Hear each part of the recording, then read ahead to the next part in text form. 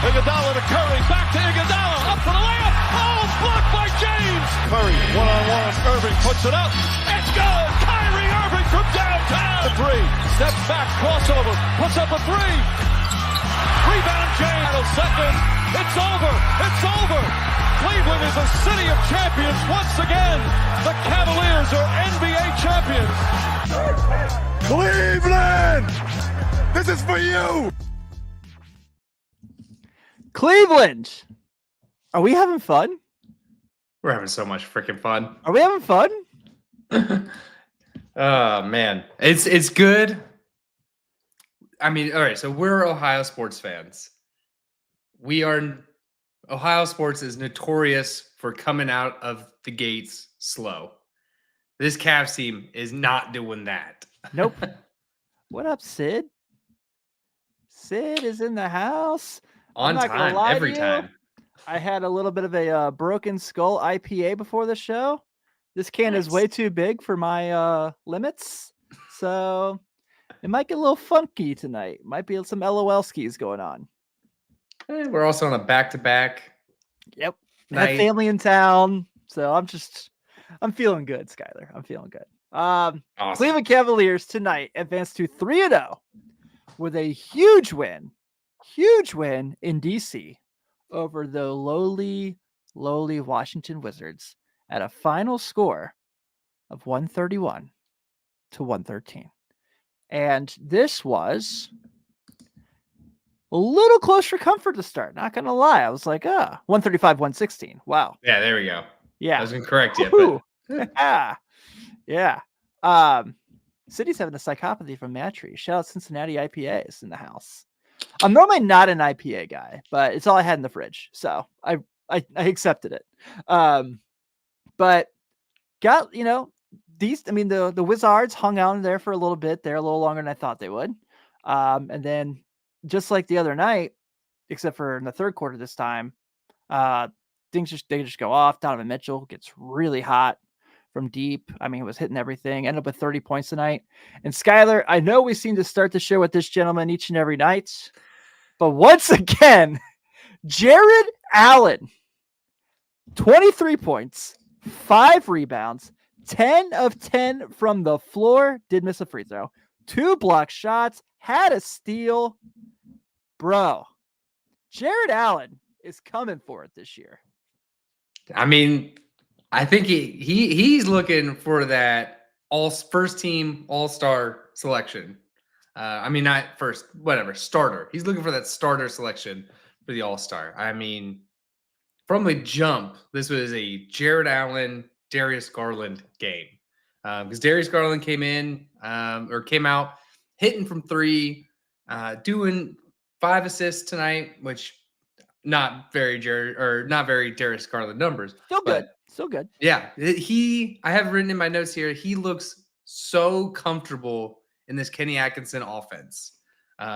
Whether it's scoring or playmaking, it doesn't matter to him. He's just finding rhythm in this offense, which is great to see.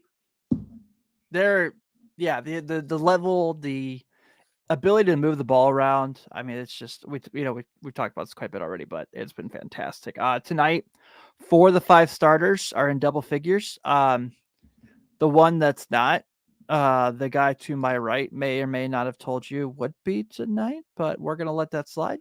I'm just kidding with you, buddy. I love you, dude. That's why it was a plus, right? Well, yeah. I mean, that's why it was a plus. Back-to-back games. They did come out the gate looking tired, looking like they just played the night before. So some guys weren't really in the offense as much, like Dean Wade, like Ty Jerome. But everyone, the starters and the bench until it got to garbage time, positive on their plus minus. So they're still affecting the game in a positive manner up and down the lineup. Yeah, absolutely. I thought tonight was really nice in the sense that, Toronto had that one quarter where they played them really well. Detroit played them pretty well through the half. But this is a team that really, I know what the score says at the end, Washington came to play. I mean, they were in this game. It just took a really hot Donovan Mitchell and the Cavs just overall being a better team to kind of take over. But they're at the end of the half. I mean, this was a really close game, and I mean, it was a fight there for quite a bit. Hats off to the Wizards for hanging on for a little bit. It's just at some point the talent level just kind of takes over, and we all knew Donovan Mitchell was not going to struggle for a long time. So 45 gets his legs underneath him tonight in the second half tonight. I mean, he had 4 points, Skylar, at halftime. Yeah, and I think maybe this is what the Atkinson system is. They seem to come out of the first quarter kind of feeling indifferent, and then they kind of are able to adjust their game plan in game to see what a defense has given them. So, that first game in Toronto, they said, Evan Mobley, go get yours. Mm-hmm. The second game was kind of even scoring throughout. You could tell that what Detroit was giving them were shots from the distance. And in this instance, it was, we're going to stop Evan Mobley. We're going to stop Mitchell as much as we can. And it really became the Jared Allen, Darius Garland to really kind of get things clicking until Mitchell came through into that late third quarter, early fourth quarter to really push it out of reach. Yeah, Mobley's still up with a double-double tonight, 13 and 13, even though he didn't shoot very well. I mean, down night and had a double-double. Yeah, this is the new Evan Mobley, guys. The jump is happening right in front of us, and those who questioned it are looking very silly right now. Very silly. Yeah, one thing that stands out to me so far this season is the Cavs are getting into the bonus super early. And I think a lot of that has to do with their pace of play. It is ramping up the pace. And it's not come out the gates, punch you in the mouth pace. It's gradual. We're going to start and then we're going to build faster and faster and faster to the point where teams can't keep up. And we saw that tonight with the Wizards. Started kind of slow, started at a mediocre pace, and kind of just built up that pace until we get to garbage time. And it feels so good to have 2 of our 3 wins go into garbage time. That feels real good. Yeah. What's really, really impressive from tonight, Skylar? So tonight the Cavs had 10 offensive rebounds. The starters had 3 of those. Damn. You mentioned the pace of play. You mentioned the physicality.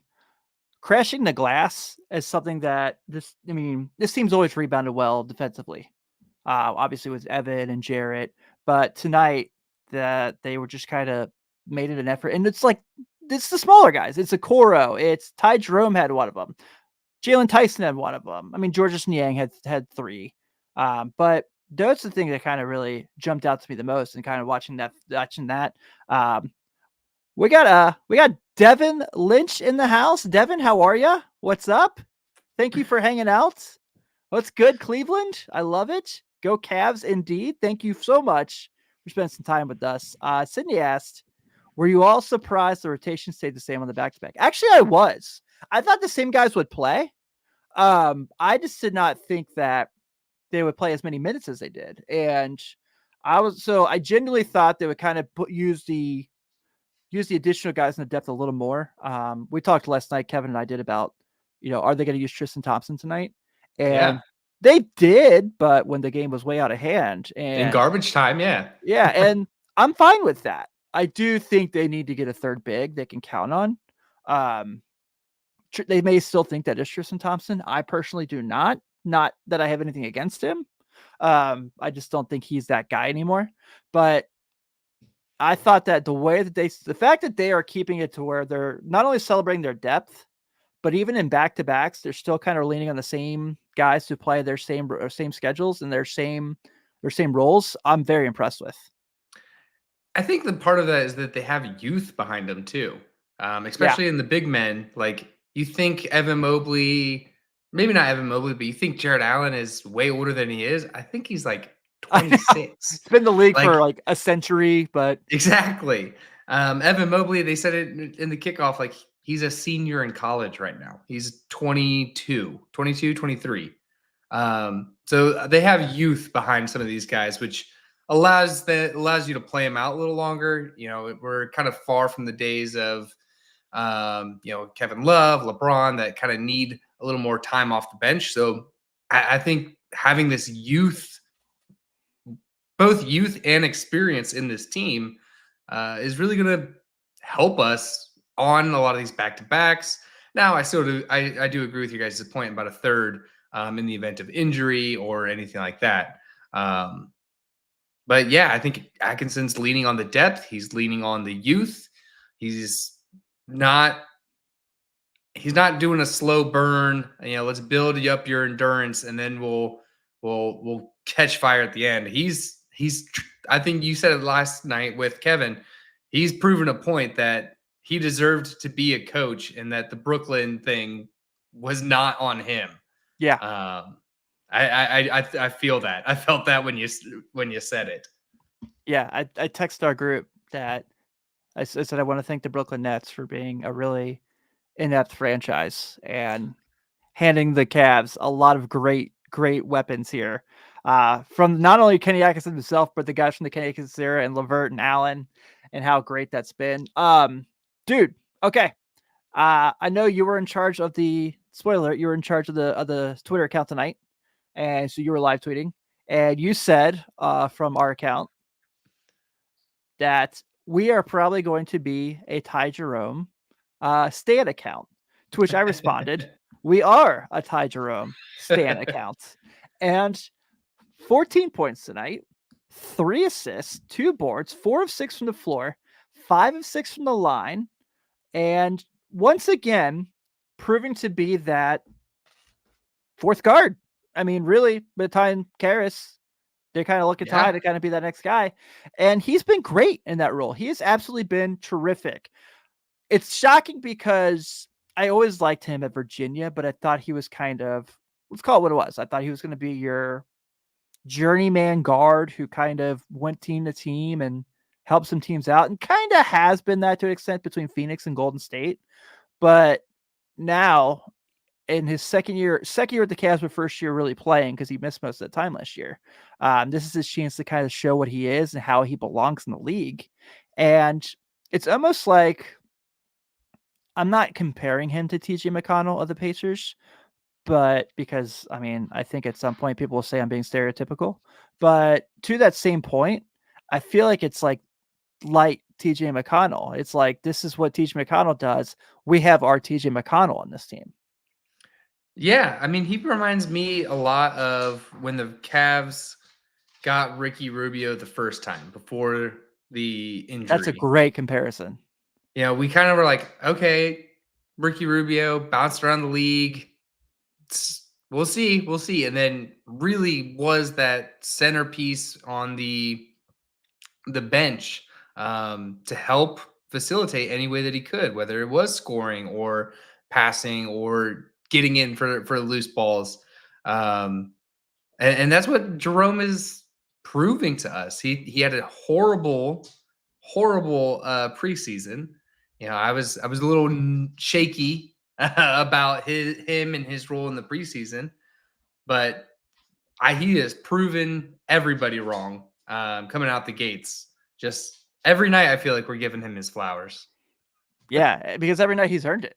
I mean, exactly, realistically, and not just in the scoring sense, but diving in there for defensive rebounds and being handsy on the ball. Another stat that stood out to me tonight was 13 steals by the Cavs. They're getting they're playing physical. Yeah, so 13 steals again tonight. Another night where they win the points off turnover battle. 27 assists on 47 made shots is really, really nice. Out rebounded them 63-53. And that's with losing the offensive rebound battle by 7. So that's saying a lot.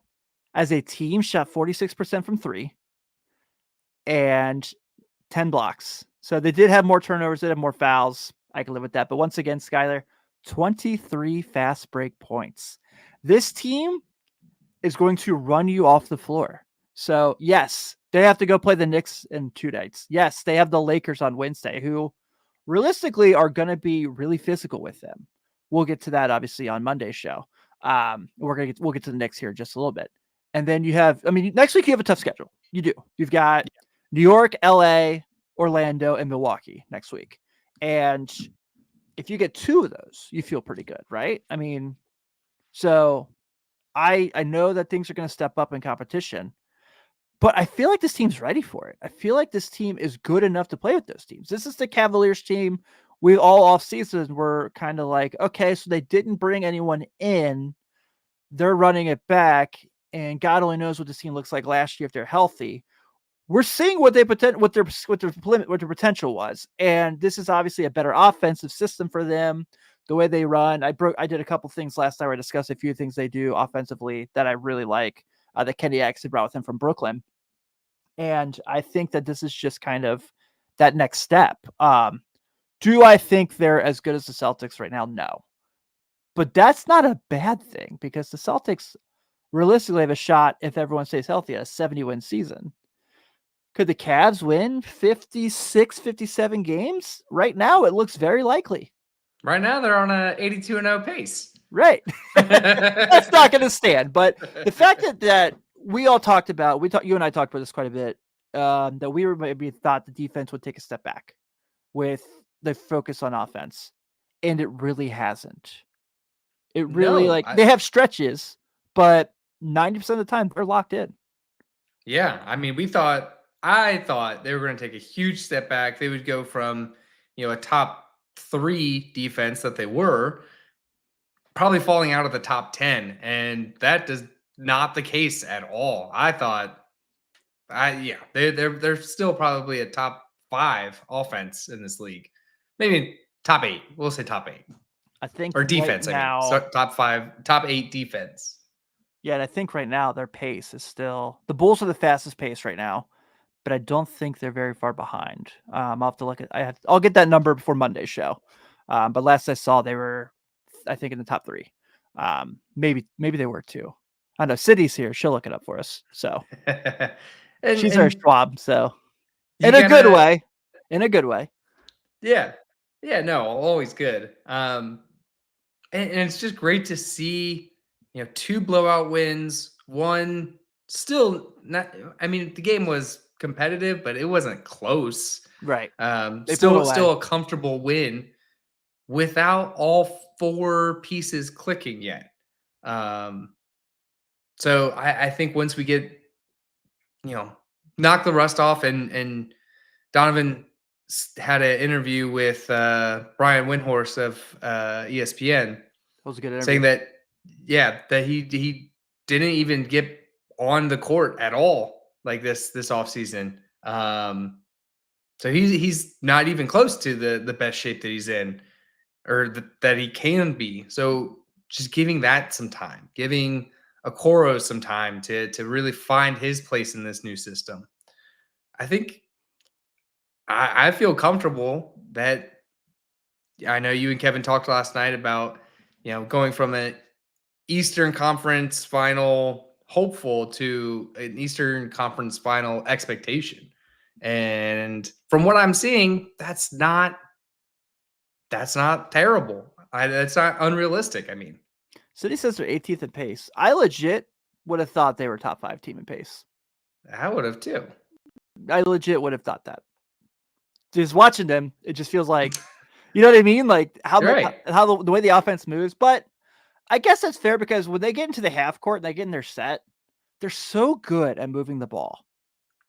Yeah. And that's what's really, really nice. And I think I can live with the pace being middle of the pack if they're getting people open with their passing and with their scoring being so balanced that we've seen so far this year. That's really the thing that's kind of jumped out to the most and albeit last year, a lot of that was at some point we won't compare last year's team to this year's team, but we're in the 3rd game.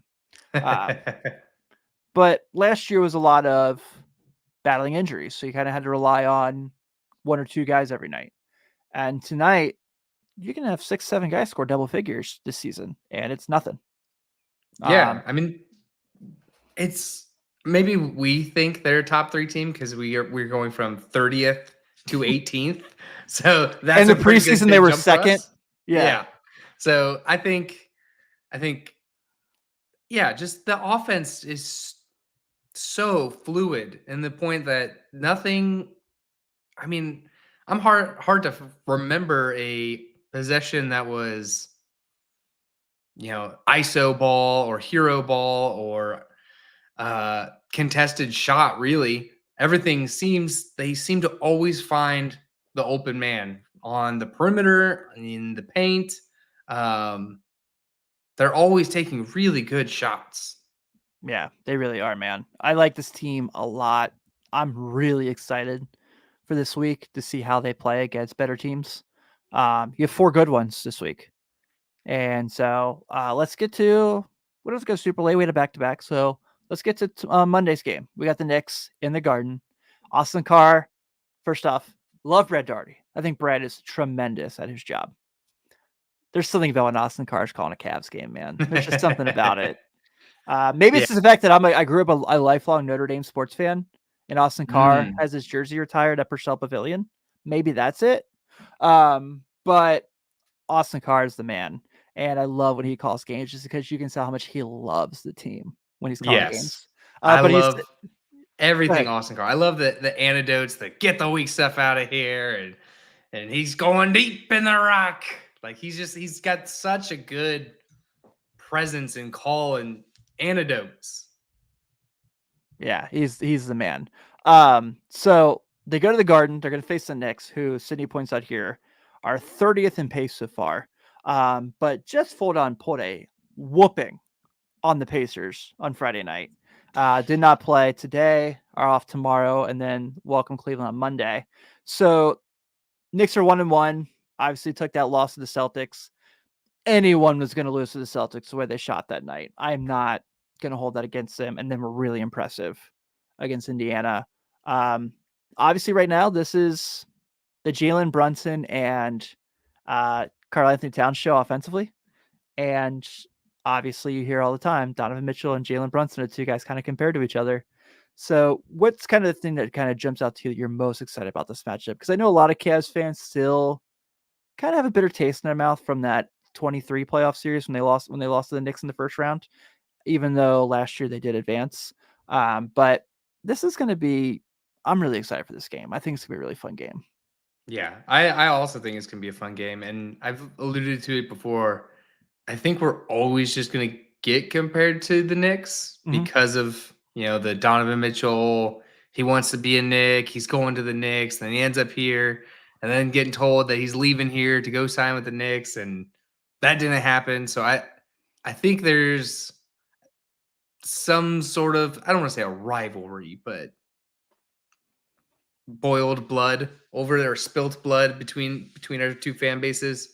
But as far as the game, like, you know your matchups. You know that Cat is going to match up with either JA or Mobley, and you know that Brunson is likely going to match up with Donovan Mitchell.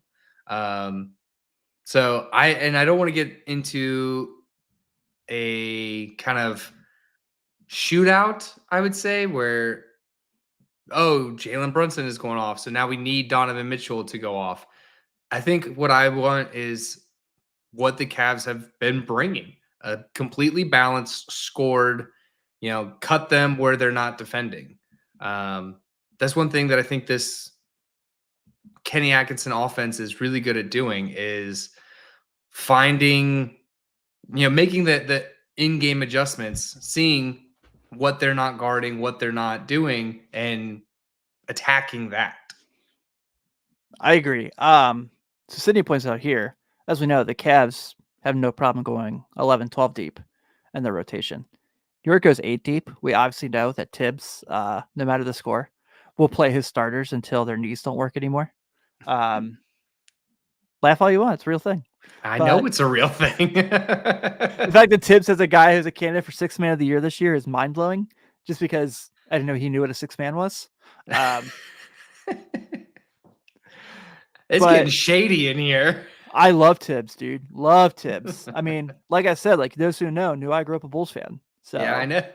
obviously have a lot of love for Tibbs. But I really like the idea of this matchup in the sense that it's depth versus depth. It's a really fun matchup there. The way these two teams play kind of balance each other out for where their strengths and weaknesses are. I think the Cavs are a better defensive team, but you can tell me the Knicks are a better offensive team most nights. I don't think they have been yet. So right now, I think the Cavs are playing better ball, and that's more than just the record. And it's more than just the fact they have more games. I just think right now they played better basketball than the Knicks have so far. And again, the Knicks played fine that Boston game. Boston just shot the lights out that no team's ever done before, basically. So I don't want us to make predictions on these shows when we do the pregame one. I just feel like this is like kind of these games that like you just look for a matchup, you like see what's really exciting. And I think this is an exciting matchup. This is probably the best game of the week. Not just for the Cavs, but I think in the NBA. Is it a nationally broadcast game? Nope. Hmm. Nope. You got to watch the Lakers and the Suns again. So City asks, who defends Mobley? And this is a great point because Cat does not do really well guarding the perimeter. And OG Anunoby is a really good defender. But does he want to go follow Mobley around the way he's being used now? Is going to be a really, really fascinating X's and O matchup. Yeah. Yeah. I would assume Cat would want to stay in the paint with JA. And then you'd have OG kind of plugging and playing with Mobley, but if that's the case, Mobley's got the size to get offensive rebounds, defensive rebounds. You're going to win that rebounding battle in that matchup. So, yeah, but I think defensively, Mobley's going to get Cat because of the sense that he can't shoot deep, and Mobley has no fear guarding the perimeter whatsoever. Yeah, on the other side of the ball, yeah, I agree. And then what do you do? Because you have great defenders all along the wings, and then you have Jared Allen in the paint, who is an excellent defender in the paint. Dude, I always liked Jared Allen, but this year I just appreciate him so much more. Just watching him on a nightly basis and seeing how good he is. I've got to the point where even though we cover the Cavs on this show, I'm starting to wonder if he's underrated. I feel like he's always been underrated. Yeah, I mean, he's got an all-star game, but but as like a injury alternate, like I think he wants to earn that starter role on there. And he's got a good shot for it. Now that we're back to the East-West format, he's not competing against Jokic or Gobert. God, it took me a while to pull that name for some reason. You're right, but Bam, Embiid, if he plays basketball, I don't know. That's up in the air. Cat. But would Cat go in as a 5 or a 4? I think right now the Knicks basically have him listed as a 5, but he should be a 4. So yeah, it depends on how that piece shakes out, because then you're really just talking Bam. Yeah, who's awesome. He's so good. He's unbelievable. Yeah. Well, a lot of that Heat team is good. Yeah. Miles you Turner, talked about depth. He brings up, You talk about depth. One thing that was really interesting to see, the Charge put out their training camp roster. Oh, I forgot the draft was today. They put out their training camp roster a couple of days ago. Yeah, they had the WNBA draft today too. I mean, the G League draft today. Yeah, and Tyson is not on that. Now that could be because the Max Strus injury, but that basically tells me that Tyson's on this team at least until Strus comes back. So that can be a little different because you can technically designate a guy to the G League, even without them kind of really quote unquote getting a spot on your team, with an NBA contract. But it's very well. I mean, I still think he will do some time down there. I agree, but yeah, I mean that tells me. I mean, just it not being on there from the start, and he put in some time tonight. Got in at the 7-minute mark of the fourth quarter. At least tells me that he's on this team until Strus comes back. Yeah, I agree. So the Charge did have the draft tonight. They took Sean East II with the 3rd overall pick out of Mizzou. I like Sean East. They got Trey Hannibal, the 22nd pick. Trey Hannibal, who did 2 years at South Carolina, 2 years at LSU, and a year at Murray State. Shout out Murray State, the Morant State, as we used to call them. And then let me see if I can find the other picks real quick, just so I can give a little bit of a breakdown if I have one.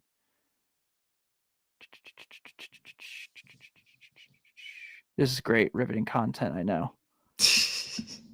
Okay, yeah, that was just their 2 picks because they traded. They had the 2nd pick, and they made a deal with the Knicks to trade it. So the Knicks ended up getting Landry Shamet with the 2nd pick and Matt Ryan with the 1st pick.